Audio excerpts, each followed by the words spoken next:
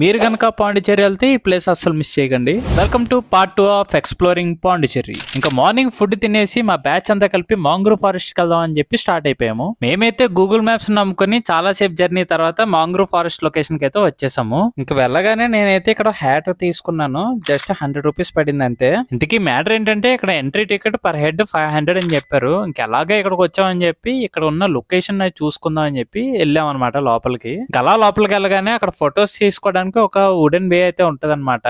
అది చూడగానే నాకు కాకినాడ దగ్గర ఉన్న కోరంగి ఫారెస్ట్ అయితే గుర్తొచ్చింది. ఇంకా ఆ ప్లేస్ చూసుకొని స్టార్ట్ అయిపోయాము. మేము ముందుగానే ఆ ప్లేస్ కోసం తెలుసుకున్నాం కాబట్టి వేరే సైడ్ నుంచి ఎంట్రన్స్ ఉంటాయి. అక్కడ బోట్లు అయితే ఓన్లీ 300 కి టికెట్ వస్తుందని చెప్పారు. సో అక్కడికైతే మళ్ళీ స్టార్ట్ అయిపోయాం అనమాట. ఇంకా మేమైతే ఎంట్రీ టికెట్ తీసేసుకున్నాము. ఇక్కడ కనిపిస్తున్న మ్యాప్ ఉంది కదా, ఇదే మా బోటింగ్ కి వెళ్లే రూట్ మ్యాప్ అనమాట. ఏ ప్లేసెస్ కి వెళ్తాము, ఎక్కడ అవుతామని ఇక్కడే క్లియర్ గా ఉన్నది. ఇంకా మా బోట్ రాగానే మేమంతా సేఫ్టీ జాకెట్స్ వేసేసుకుని బోట్ అయితే ఎక్కేసాం అనమాట.